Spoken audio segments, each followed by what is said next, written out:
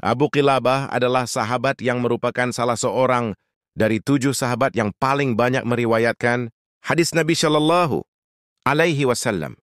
Juga nama Abu Qilabah sering disebut secara berulang-ulang. Seiring diulangnya nama Anas bin Malik, Ibnu Hibban di dalam At-Thiqat menyebutkan kisah menakjubkan tentangnya yang menunjukkan kekuatan keimanan Abu Qilabah kepada Allah.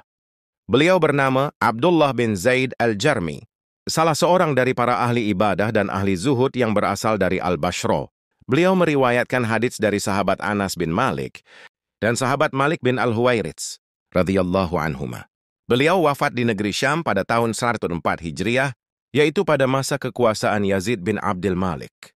Diceritakan pada kitab At-Thiqat, Abu Qilabah merupakan sosok yang sangat sabar meskipun memiliki beban hidup, tetapi beliau selalu menghadapinya dengan sabar, syukur, dan selalu memuji Allah. Memiliki sikap yang sabar, selalu bersyukur, dan selalu memuji Allah membuat Abu Qilabah mendapatkan surga dari Allah. Seseorang dari Bani Sa'ad di Basrah, Irak, yang merupakan salah satu panglima pasukan di bawah pemerintahan Ubaidullah bin Ziyad terjatuh dari atap hingga kedua kakinya patah. Abu Qilabah datang menjenguknya dan mengatakan, "Saya berharap hal ini adalah kebaikan untukmu."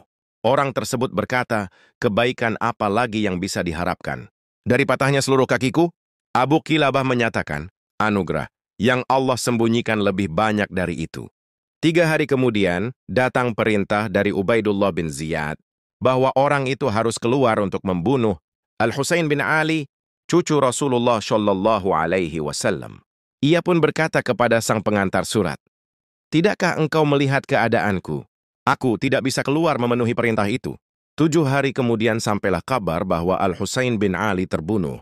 Orang itu menyatakan, "Semoga Allah merahmati Abu Qilabah. Sungguh ia telah benar bahwa musibah ini, patahnya kaki, lebih baik bagiku." Diriwayatkan dalam Al-Mujalasah wa Jawahirul Ilmi karya Abu Bakar Ahmad bin Marwan 258. Jadi sungguh benar apa yang disampaikan oleh Abu Qilabah. Anugerah yang masih disembunyikan Allah atas suatu musibah jauh lebih banyak. Musibah patahnya kaki sang panglima itu menyebabkan ia terselamatkan menjadi orang yang tidak terlibat dalam pembunuhan. Al-Husain bin Ali, cucu Rasulullah Shallallahu Alaihi Wasallam. Jika ia masih dalam keadaan sehat segar bugar, niscaya ia akan sulit menghindar dari tugas yang dibebankan pemimpin zalim kepada dia. Satu sisi hati nurani mengingkari tugas itu karena ia tahu keutamaan Al-Husain bin Ali dan mencintainya. Sisi lain ini adalah tugas yang jika dihindari, hukuman pedih akan menantinya. Maka musibah itu ternyata menjadi jalan keluar. Ia tidak terlibat dalam perbuatan yang tidak disenanginya. Abu Qilabah adalah seorang yang sangat sabar lagi banyak bersyukur, serta lisannya banyak berzikir, sebagaimana diriwayatkan dalam At-Thiqat, karya Ibnu Hibban tentang beliau pada nomor Perawi 351. Saat itu, Abu Qilabah meninggalkan Basrah tempat beliau lahir bersama sang anak dan berpindah ke Syam dikarenakan beliau tidak mau diberi jabatan qadi oleh sang raja. Abu Qilabah yang sudah berumur tua tersebut mendapatkan musibah yang dimana menyebabkan beliau kehilangan tangan dan kakinya. Selain itu, beliau juga memiliki pendengaran yang sudah lemah dan penglihatan yang rabun dan hanya bisa mengandalkan lisannya sebagai alat bantu untuk bertahan hidup. Suatu hari, Abu Qilabah pernah ditanya, "Siapakah orang yang paling kaya?" Kemudian ia menjawab, "Orang yang paling kaya adalah orang yang bersyukur atas apa yang diberikan Allah kepadanya." "Lalu siapakah orang yang paling berilmu?" tanya seseorang itu lagi. Abu Qilabah menjawab, "Orang yang selalu meningkatkan pengetahuannya melalui pemberian itu." Berdasarkan riwayat dari Abdullah bin Muhammad berkata, Abdullah bin Muhammad pernah mengatakan, "Suatu hari aku pernah berada di daerah perbatasan, wilayah Arish di negeri Mesir.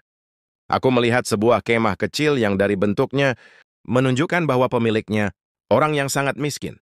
Dalam tugas aku pun mendatangi kemah yang berada di padang pasir tersebut untuk melihat apa yang ada di dalamnya. Aku melihat ada seorang laki-laki, tetapi bukan laki-laki biasa. Kondisi laki-laki itu sedang berbaring dengan tangan dan kakinya yang buntung. Telinganya sulit mendengar, matanya buta, dan tidak ada yang tersisa selain lisannya yang berbicara. Dari lisannya, orang tersebut mengucapkan, 'Ya Allah, berilah aku ilham untuk tetap mensyukuri nikmat-Mu. yang telah engkau anugerahkan kepadaku. Dan engkau sangat memuliakan aku dari ciptaanmu yang lain. Lantas aku pun menemuinya dan berkata kepada orang itu, wahai saudaraku, nikmat Allah mana yang engkau syukuri? Sang laki-laki pemilik kemah menjawab, wahai saudara, diamlah. Demi Allah, seandainya Allah datangkan lautan, niscaya laut tersebut akan menenggelamkanku, atau gunung, yang pasti aku akan terbakar, atau dijatuhkan langit, kepadaku yang pasti akan meremukkanku. Aku tidak akan mengatakan apapun kecuali rasa syukur. Aku kembali bertanya, bersyukur atas apa?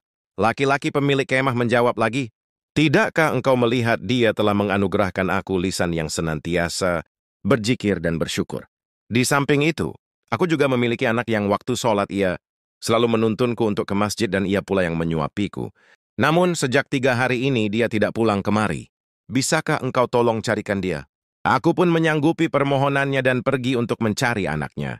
Setelah beberapa saat mencari, aku mendapati jenazah yang sedang dikerubungi oleh singa. Ternyata anak laki-laki tersebut telah diterkam oleh kumpulan singa. Mengetahui tragedi itu, aku pun bingung bagaimana cara mengatakan kepada laki-laki pemilik kemah itu. Aku lalu kembali dan berkata kepadanya untuk menghiburnya, wahai saudaraku, sudahkah engkau mendengar kisah tentang Nabi Ayub? Lelaki itu menjawab, iya, aku tahu kisahnya.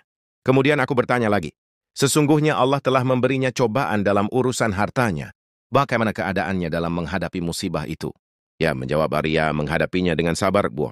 Aku bertanya kembali, wahai saudaraku, Allah telah menguji Ayub dengan kefakiran. Bagaimana keadaannya? Lagi-lagi ia menjawab, ia bersabar. Aku kembali memberi pertanyaan, ia pun diuji dengan tewasnya semua anak-anaknya. Bagaimana keadaannya? Ia menjawab, ia tetap bersabar. Aku kembali bertanya yang terakhir kali. Ia juga diuji dengan penyakit di badannya. Bagaimana keadaannya? Ia menjawab, dasi balik bertanya, ia tetap bersabar. Sekarang katakan padaku di mana anakku. Lalu aku berkata, sesungguhnya putramu telah aku temukan di antara gundukan, pasir dalam keadaan telah diterkam dan dimakan oleh binatang buas. Semoga Allah melipat gandakan pahala bagimu dan menyabarkan engkau. Orang itu berkata, segala puji bagi Allah, yang tidak menciptakan bagiku keturunan yang bermaksiat kepadanya, lalu ia menyiksanya dengan api neraka.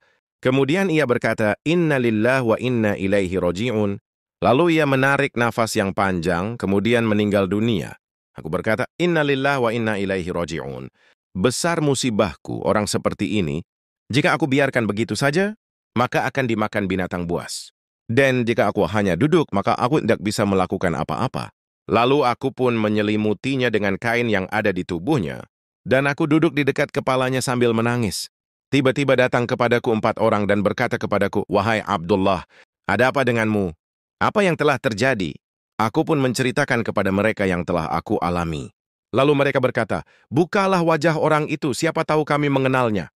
Aku pun membuka wajahnya, lalu mereka pun bersungkur mencium keningnya, becum kedua tangannya, lalu mereka berkata, demi Allah, matanya selalu tunduk dari melihat hal-hal yang diharamkan Allah. Demi Allah, tubuhnya selalu sujud tatkala orang-orang dalam keadaan tidur. Aku bertanya kepada mereka, siapakah orang ini? Semoga Allah merahmati kalian. Mereka menjawab, Abu Qilabah Al-Jarmi sahabat Ibnu Abbas. Dia sangat cinta kepada Allah dan Nabi Shallallahu Alaihi Wasallam. Lalu kami pun memandikan dan mengafaninya dengan pakaian yang kami pakai. Lalu kami menyolati dan menguburkannya. Setelah usai mereka pun berpaling pulang, dan aku pun pergi menuju pos penjagaanku di daerah perbatasan. Tatkala malam hari tiba, aku pun tidur. Aku telah melihat di dalam mimpi. Ia berada di taman surga dalam keadaan memakai 2 lembar kain dari kain surga, sambil membaca firman Allah. Salamun alaikum bima syabartum. Keselamatan bagi kalian dengan masuk ke dalam surga karena kesabaran kalian, maka alangkah baiknya tempat kesudahan itu. Aku bertanya kepadanya, bukankah engkau adalah orang yang aku temui? Ia menjawab, benar. Aku berkata, bagaimana engkau bisa memperoleh ini semua? Ia menjawab, sesungguhnya Allah menyediakan derajat-derajat kemuliaan yang tinggi yang tidak bisa diperoleh, kecuali dengan sikap sabar tatkala ditimpa bencana dan rasa syukur tatkala dalam keadaan lapang, dan tentram bersama dengan rasa takut kepada Allah, baik dalam keadaan sendirian maupun dalam keadaan di depan khalayak ramai. Diterjemahkan oleh Abu Abdul Muhsin dari kitab At-Tsiqat karya Ibnu Hibban, Tahqiq As-Sayyid Syarafuddin Ahmad, penerbit Darul Fikr, jilid 5 halaman 25. Berikut beberapa nasihat dan ucapan beliau yang bisa kita jadikan pelajaran. Permisalan ulama adalah bagaikan bintang-bintang yang memberi petunjuk. Jika hilang ulama, umat akan bingung. Jika mereka meninggalkan ulama, niscaya mereka akan sesat. Sumber Hilyatul Aulia 2283. Jika sampai kepadamu kabar tentang saudaramu yang tidak engkau sukai, berusahalah untuk mencari uzur terhadapnya. Jika engkau tidak mendapatkan uzur, ucapkan dalam dirimu, mungkin saudaraku memiliki uzur yang aku tidak ketahui. Sumber Hilyatul Aulia 2285. Janganlah engkau menyampaikan hadits kepada orang yang tidak memahaminya, karena sebagai orang yang tidak memahaminya, hadis itu akan menimbulkan mudarat baginya, tidak memberikan manfaat baginya.